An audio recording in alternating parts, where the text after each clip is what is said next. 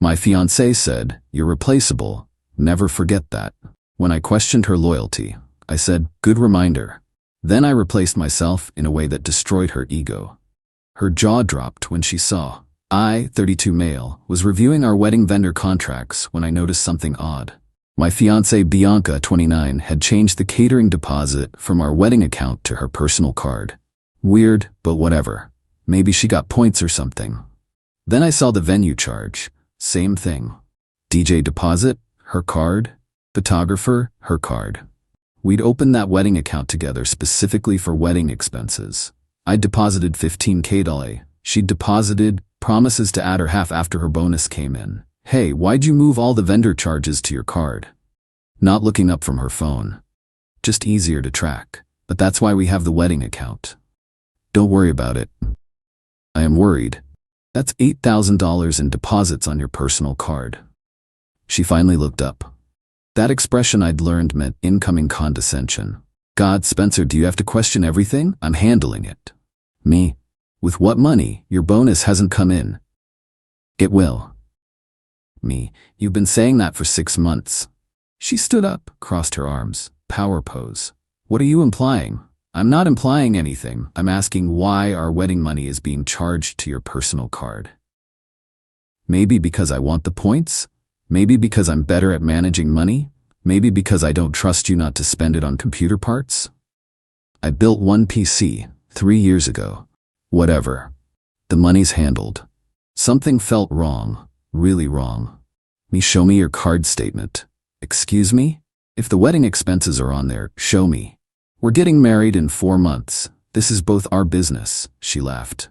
Not a happy laugh, the laugh that meant I'd crossed a line.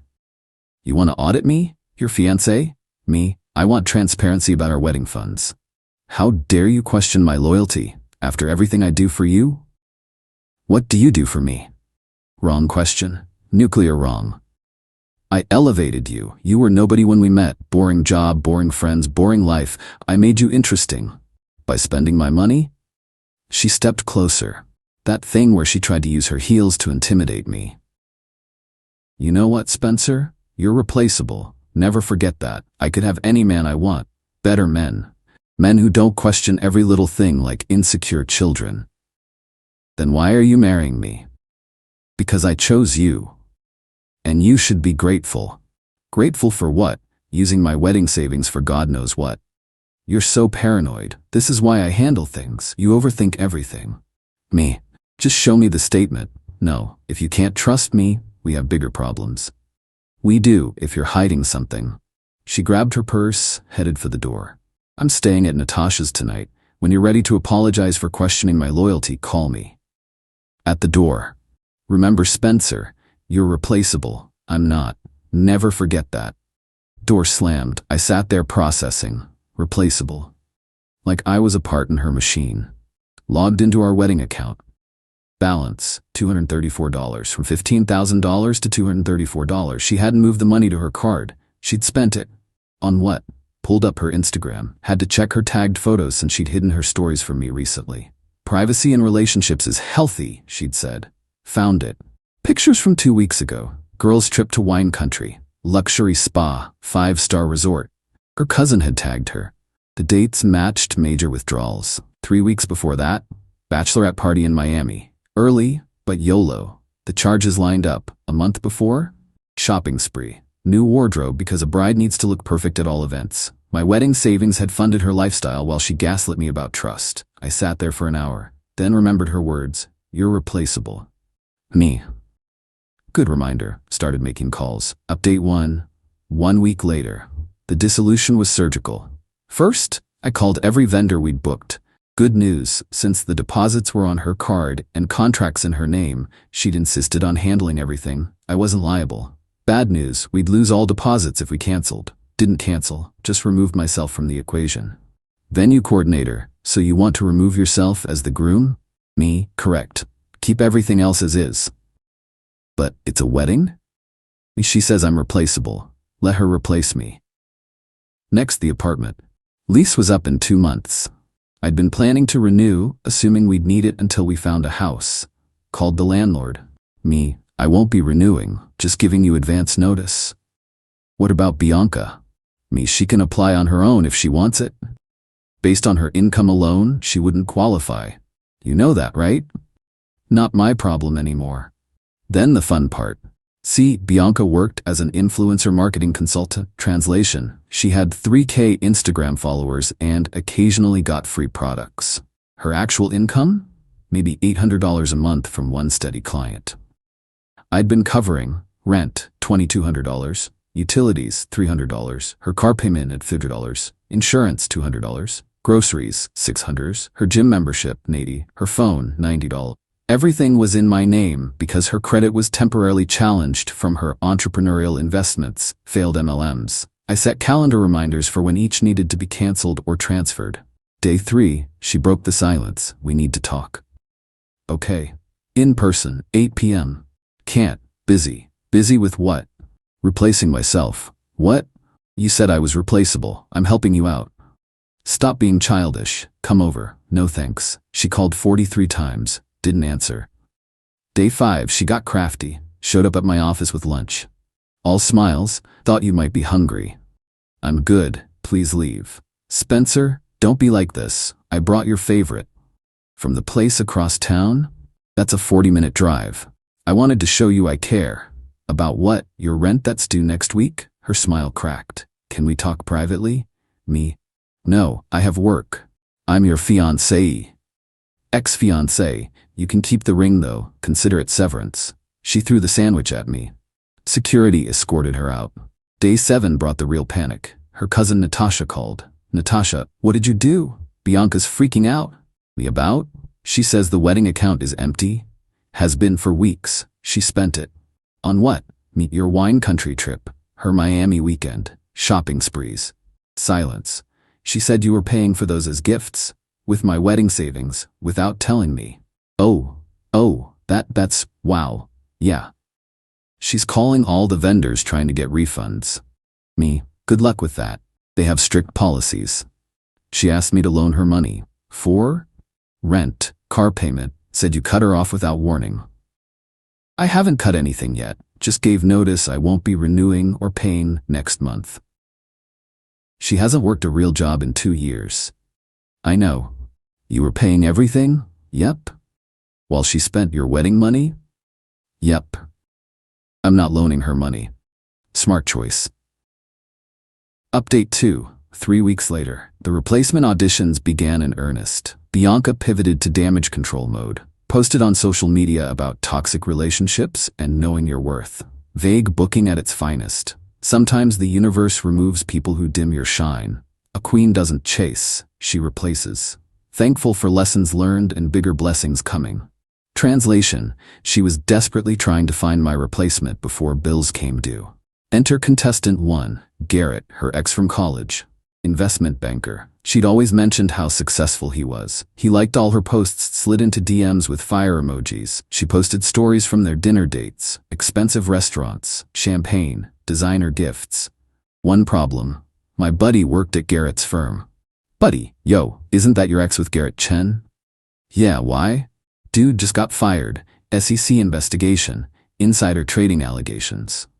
Seriously? His assets are frozen. He's borrowing money for lawyers. So those fancy dinners? Either maxing credit cards or Bianca was paying. With what money? Good question. Contestant 2, Brad, some crypto guy she met at a networking event. Posted constantly about his passive income and financial freedom. She lasted 1 week before discovering financial freedom meant living in his mom's basement, day trading with his grandmother's inheritance. Contestant 3, Miguel, a serial entrepreneur, red Ferrari in all his photos. Talked about his empire. The Ferrari was a rental. The empire was drop shipping fidget spinners. In 2024. Meanwhile, the bills arrived. Bianca, emergency. Landlord says I don't qualify for apartment alone? That's unfortunate. Bianca, this is your apartment too. Not after next month. Where am I supposed to live? That's a you problem. You're really going to make me homeless? I'm moving out of an apartment I've been paying for entirely. What you do is your choice. She tried emotional manipulation. Remember when we picked this place? You said it was perfect for us. It was perfect when us meant partnership, not me funding your lifestyle. Then practical desperation. I'll pay you back for the wedding money. With what? My business is taking off. You're one client? I have 3 now. At $300 each, that's $900. Rent is $2,200. You're such an accountant about everything. I'm an engineer, but math is math. Finally, threats. I'll tell everyone you abandoned me. You already did.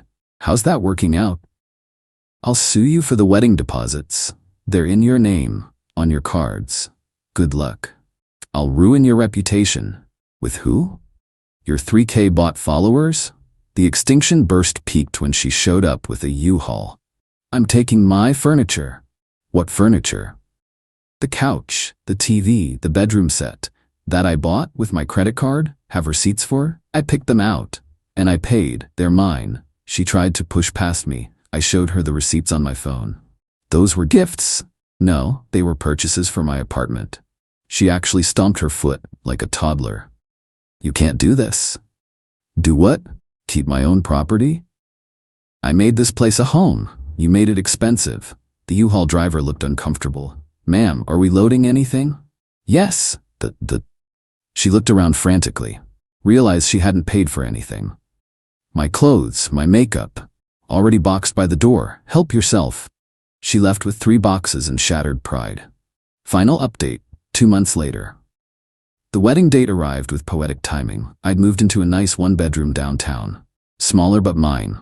No throw pillows that cost more than groceries. No accent pieces that served no purpose. Was having coffee and scrolling LinkedIn when I saw it. Bianca had updated her employment. Marketing director at Prestige Partners LLC. Interesting. Googled it. Company registered last week. By her. She'd made herself a director of her own company. The fake it till you make it reached new heights. But the real entertainment came from Natasha's text. Natasha, you need to see this. Me. Check Bianca's stories. I'd been blocked everywhere, but Natasha sent screenshots. Bianca, in a wedding dress, at our venue, with no groom. She'd done a self-love photo shoot on our wedding date. At the venue I'd paid the deposit for. The captions, marrying myself because I'm that worth it. A queen doesn't need a king, celebrating independence and self-love. The comments were brutal. Girl, this is sad. Didn't you have a fiancé like last month? Ma'am, this is embarrassing. The venue you couldn't afford alone? But the best part? The photographer tagged the actual story. When your client can't pay the full amount, so you agree to exposure, but they have 3K followers and half are bots. Never again. The venue coordinator liked that comment. Meanwhile, I was at a sports bar with friends, watching the game, not thinking about what could have been. Because what could have been was a lifetime of funding someone who saw me as replaceable. My phone buzzed. Unknown number. Unknown, this was supposed to be our day. Who's this? You know who? Bianca, you're blocked for a reason. I'm at our venue, in our dress. Your venue, your dress, your debt. Don't you feel anything? Relief. You'll regret this, when you're old and alone. I'd rather be alone than replaceable. I didn't mean it like that. Yes, you did. You were supposed to fight for me. Why? You said you could have anyone. I chose you. And I chose self-respect. She sent 12 more messages, didn't read them, blocked that number too. Later that night, Natasha sent one more update. She got kicked out of the venue. Why? Couldn't pay the balance. Thought the deposit covered everything. It was 20%. She's now trying to sell the dress in the parking lot. That's... Wow, Spencer? Yeah? You dodged a nuclear missile. I know. 6 months later, I ran into her at a coffee shop. She was with some new guy, explaining how she was a director and had big plans, and her ex was intimidated by her success. New guy looked like he was mental calculating the bill. She saw me, froze. I waved, went back to my book. She left without ordering. Her Instagram bio now reads, CEO of Prestige Partners, entrepreneur, marrying myself daily. Last I heard, she moved back with her parents. Still posting about building empires and knowing your worth. Still hasn't figured out the difference between worth and cost. She said I was replaceable. Never forget that. I didn't forget. I took notes. Then I replaced myself with nothing and watched her realize that nothing was exactly what she had without me. Her jaw dropped when she saw me living perfectly fine without her. When she saw her replaceable assessment was projection. She was the replaceable one. Replaced herself right out of my life. Best wedding gift I never registered for. My girlfriend said, "You'll never find someone like me. I'm one of a kind." I replied, "You're right." Then I found her identical twin sister on a dating app who'd been estranged for years. Her family reunion became a nightmare when her sister explained why she left. Original post: I, 33 male, just experienced the most surreal month of my life. Still processing everything that went down, but I need to get this out somewhere. My girlfriend Jessica, 31, and I had been together for 2 years. Not gonna sugarcoat it, the relationship was rocky. She had this way of making everything about her. Every conversation, every decision, every plan revolved around what Jessica wanted. Classic narcissist behavior, but I was too deep in to see it clearly. 3 weeks ago, we had another fight. This time about me missing her friend's art show opening because I had to work late on a project deadline. She went nuclear. "You're pathetic, Brandon. You'll never find someone like me. I'm one of a kind. I'm the best thing that ever happened to your boring ass life." I looked at her, really looked at her. The smugness, the absolute certainty that I'd grovel like I always did. "You're right," I said calmly. "You are one of a kind." She smirked, thinking she'd won. I grabbed my jacket and left her apartment. That was it. No dramatic breakup speech, no begging, just done. Blocked her on everything that night. The next few days were rough, not gonna lie. 2 years is a long time, even in a toxic relationship. To distract myself, I re-downloaded Bumble. Wasn't really looking for anything serious, just needed to remind myself other women existed. Sunday morning, coffee in hand, swiping through profiles. Then I nearly dropped my phone. It was Jessica. But not Jessica. The profile said Amanda, 31. Same face, same green eyes, same distinctive birthmark near her left eyebrow, but different energy somehow. Her photos showed her rock climbing at what looked like medical conferences, casual shots with friends. The bio read, ER doctor, adventure seeker, been in town 6 months. No drama, no games, just looking for something real. My first thought, Jessica made a fake profile to test me. But the photos were too different, too natural. Different friend groups, different locations, some clearly taken years ago based on the image quality. I swiped right, matched instantly. Her first message, Brandon, this is going to sound weird, but do you know someone named Jessica? My heart stopped. I responded, this is going to sound weirder, but I dated her for 2 years. Broke up last week. Amanda, holy sh*, she's my twin sister. We need to talk. Coffee tomorrow? Update 1. The coffee meeting. Met Amanda at a coffee shop downtown Monday afternoon. The resemblance was uncanny, but the differences were immediately obvious. Amanda carried herself differently. Confident but not arrogant, direct but not cruel. She was wearing scrubs, having come straight from a shift. So, she said, sitting down with her latte, you dated Jessica. For 2 years, yeah. You're really her twin? She pulled out her phone, showed me an old photo. 2 identical teenage girls, but even then you could see the difference. Jessica mugging for the camera, Amanda looking slightly uncomfortable. We haven't spoken in 7 years. Amanda said, I'm guessing she never mentioned me. Never. Not once. She told me she was an only child. Amanda laughed bitterly. Of course she did. That's very Jessica. Rewrite history to suit her narrative. Why the estrangement? Amanda was quiet for a moment. How much do you know about Jessica's past? Her relationships? Her patterns? I know she's narcissistic, manipulative, always the victim. Found that out the hard way. Then you got off easier than most. Can I ask what made you finally leave? I told her about the fight, the one-of-a-kind comment. Amanda actually snorted her coffee. One of a kind? We're literally identical twins. The delusion is strong with that one. We talked for 3 hours. Amanda told me she was an ER doctor, moved here 6 months ago for a fellowship. She deliberately picked this city because she thought Jessica lived on the other coast. Turned out Jessica had moved here a year ago and never updated social media. I joined dating apps recently, Amanda said. Been so focused on work, figured I should try to have a life. Then I see your profile and think, this guy looks familiar. Checked your Instagram, set to public by the way, and saw old photos with Jessica. Small world getting smaller. This is insane, I said. Why haven't you talked to your twin in 7 years? Amanda's expression darkened. That's a longer story, one that involves lawyers, restraining orders, and our parents choosing sides. You free for dinner tomorrow? If you really want to know what you were dealing with, I'll tell you. But Brandon, it's not a fun story. Update 2. The truth about Jessica. Tuesday night, dinner at a quiet Thai place. Amanda looked exhausted. 12-hour shift, but she'd insisted on meeting. Before I tell you this, she started, I need to know, are you really done with Jessica? Because if there's any chance you'll go back. I'm done. Locked on everything. 2 years of manipulation was enough. She nodded. Okay. So, growing up, Jessica and I were inseparable. Identical twins, best friends, did everything together. But around high school, she started changing.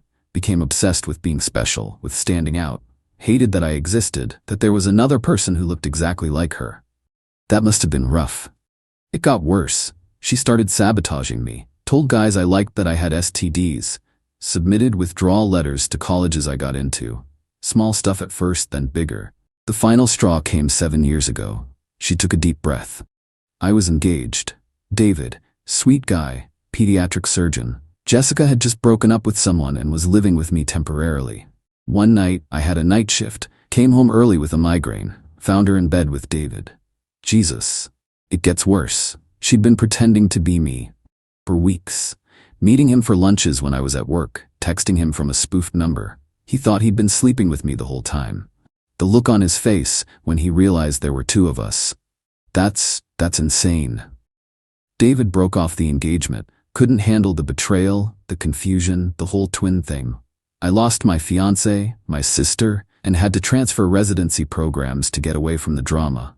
Jessica told everyone I was lying, that I was jealous of her, that I was the one who seduced David pretending to be her. And your parents? Believed her. She was always better at manipulation. I was the difficult one for refusing to forgive her, for getting lawyers involved. Haven't spoken to them since either. We sat in silence for a moment. Brandon, I need to ask you something, and please don't take this the wrong way. You seem like a nice guy, and you're attractive, but I matched with you because I recognized you. Not because I want to date my sister's ex. That would be weird as hell? Exactly. No offense taken, this whole situation is bizarre enough without adding that layer. Good, but I have a proposition. Jessica doesn't know I'm in town. As far as she knows, I'm still on the other coast. She also doesn't know you know I exist. What are you thinking? My parents are having their 35th anniversary party next month. Big deal, country club, the works. Jessica will definitely be there, probably with some new victim. They sent me an invitation. Mom's been trying to reconcile, not that I'm interested. But what if I went? And what if I brought a +1 who happened to be Jessica's ex? I stared at her. That's diabolical. 7 years of therapy have taught me I need closure. And maybe a little petty revenge. You in? When's the party? Update 3. The preparation. Over the next 3 weeks, Amanda and I became friends. Actual friends, which was weird but also kind of nice. She'd text me ridiculous stories from the ER. I'd send her memes about terrible coffee. We grabbed lunch twice when our schedules aligned. She also filled me in on more Jessica stories. The pattern was always the same. Jessica would find someone she perceived as competition or a threat, then systematically destroy them while playing victim. Friends, boyfriends, coworkers, anyone who might overshadow her. The therapist called it malignant narcissism with antisocial features, Amanda explained over beers one night. Basically, she's a narcissist who actively enjoys hurting people. And I dated her for 2 years. Don't beat yourself up, she's very good at what she does. Probably love-bombed you at first, right? Made you feel like the most special person in the world. Exactly that. First 6 months were amazing. Then the mask started slipping. Classic. Meanwhile, Jessica had been trying to contact me through mutual friends. The messages were predictable. Tell Brandon I miss him. He's making a huge mistake. Nobody will ever love him like I do. He'll come crawling back. Our mutual friend Tony showed me the texts. Dude, she's losing it. Keeps saying you'll never find anyone like her. She's right, I said. Thank God for that. The week before the party, Amanda went shopping for a dress. Sent me photos from the dressing room. Which one's successful doctor who's totally over family drama better? The Navy one. You look like a boss in that. Perfect. You still sure about this? Are you? I haven't seen my parents in 7 years. Jessica stole my fiancé, my family, my peace of mind. So yeah, I'm sure. Plus, I want to see her face when she realizes I exist in her perfect little world again. Then I'm in. Friday before the party, Amanda called me, panicked. Jessica knows you're coming. What? How? My mom. She called Jessica to warn her that I was bringing a +1 trying to avoid drama. Jessica asked who. Mom didn't know your name, but described you from your Instagram that she stalked. Jessica put it together. So she knows we know each other? No. That's the thing. She thinks you're dating someone else and coming to rub it in her face. She told Mom she's bringing her new boyfriend to show you what you're missing. This is getting better and better. Brandon, she might make a scene. When has Jessica ever not made a scene? Fair point. Update 4. The anniversary party Saturday night. I picked Amanda up at her apartment. She looked stunning in the navy dress, but I could see the anxiety in her eyes. 7 years, she muttered. 7 years since I've seen any of them. We can leave any time you want. Just say the word. No, I need this. Let's go. The country club was exactly what you'd expect. Valet parking, string quartet, champagne fountains. Amanda's hand was shaking slightly as we walked in. We saw her parents first.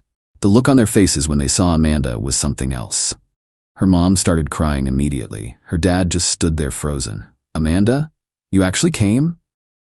Hello, Mom, Dad. This is Brandon. The recognition in their eyes when they saw me was instant. They knew exactly who I was. You're Jessica's ex-boyfriend.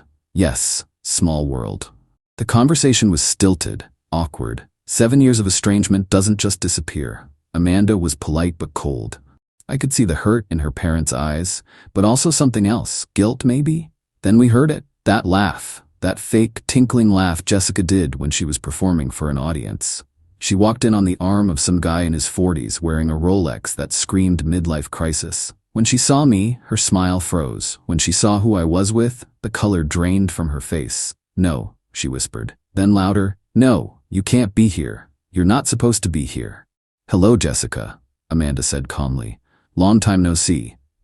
You planned this. You're trying to steal him from me. Steal who? Amanda asked. Brandon? Your ex-boyfriend who you told would never find anyone like you? Turns out he didn't have to look far. Identical twins, remember? You bitter bitch, you've always been jealous of me. Jealous? Amanda laughed. Of what? Your inability to maintain relationships? Your narcissistic personality disorder? Your criminal record for identity theft? Wait, criminal record? Jessica's new boyfriend looked confused. Babe, what's going on? Who is this? I'm her twin sister, the one she pretends doesn't exist. Did she tell you she's an only child? That's her favorite lie.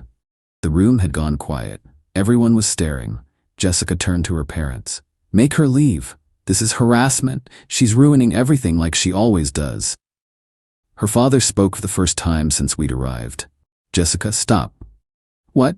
Just stop. We know what you did to David. Amanda sent us the security footage from her apartment building 3 months ago. We know you were pretending to be her. The silence was deafening. You knew? We've known for months. We invited Amanda here to apologize, to try to make things right. We chose wrong 7 years ago. Jessica's face contorted with rage. You're taking her side after everything I've done for you? What have you done for us, Jessica? Her mother asked quietly. Besides lie to us, manipulate us, and destroy your sister's life. I'm your daughter. So is Amanda, and we failed her. We're not making that mistake again.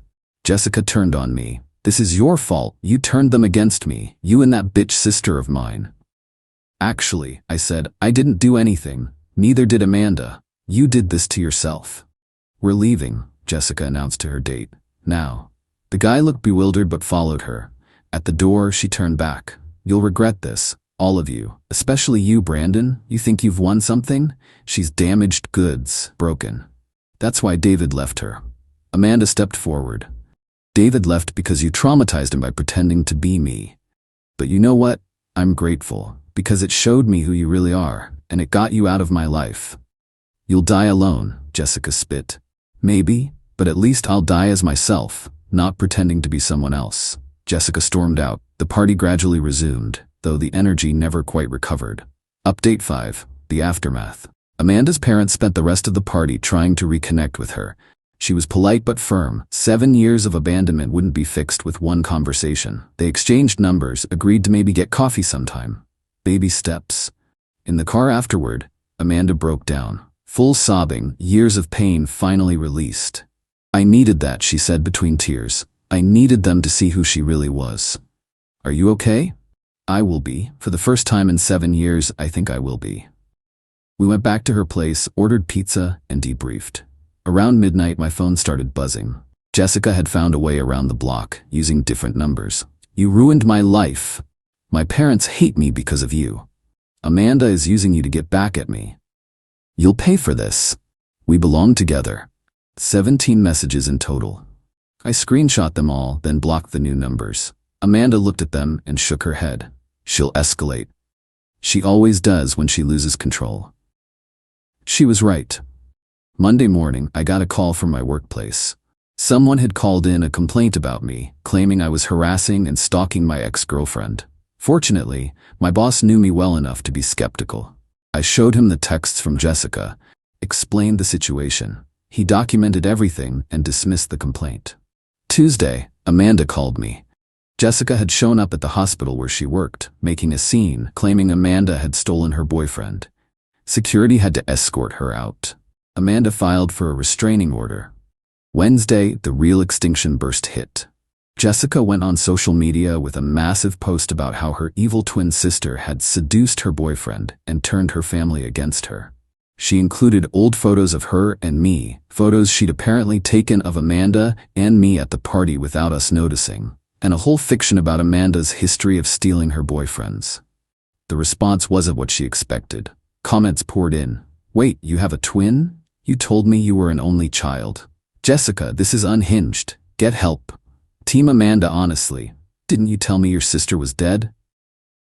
The best comment came from David, the ex-fiancé. For anyone wondering, Jessica pretended to be Amanda to sleep with me 7 years ago. She's a pathological liar and a predator.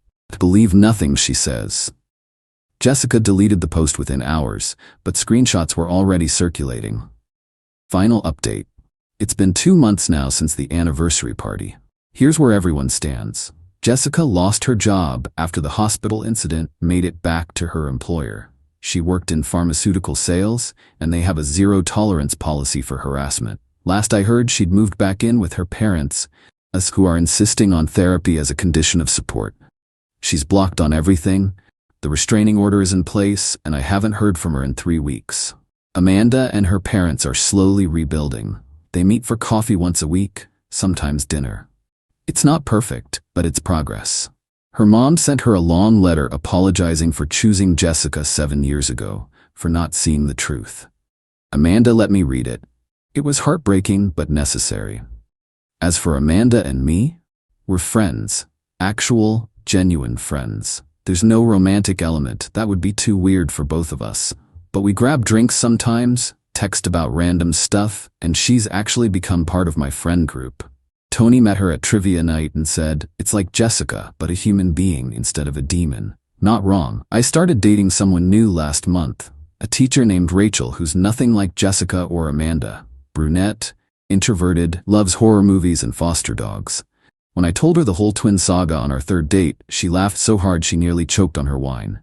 So you literally found someone exactly like your ex, but better? Technically, yeah. That's the ultimate upgrade. Amanda met Rachel last week. Approved immediately. She's nothing like us twins, she said. Keep this one. Jessica was wrong about one thing. She's not one of a kind.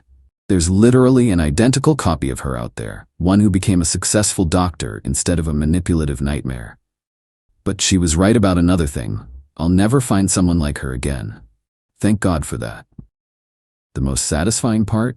Jessica's complete implosion was entirely self-inflicted. We didn't scheme against her or plan some elaborate revenge. We just showed up and let her reveal herself.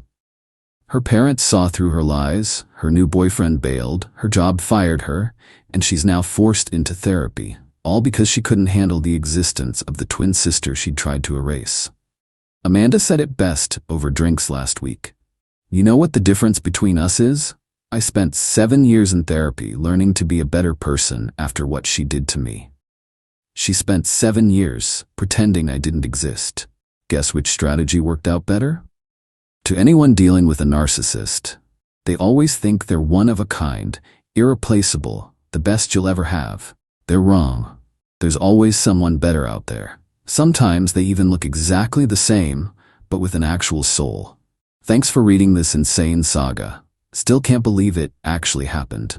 Edit, since some people asked, yes, Amanda kept the restraining order footage from her apartment building for 7 years. She says she knew someday she'd need proof. ER doctors are apparently very good at documentation. Edit 2. For those asking if Amanda and I will ever date, absolutely not. We've discussed it. The trauma bond plus the identical appearance to my ex would be unhealthy for both of us. We're better as friends who survived Hurricane Jessica together. Edit 3. Jessica's new boyfriend reached out through LinkedIn to apologize for the party scene and to thank me for inadvertently showing him who she really was. Apparently, she'd told him she was an orphan. The twin reveal broke his brain a little.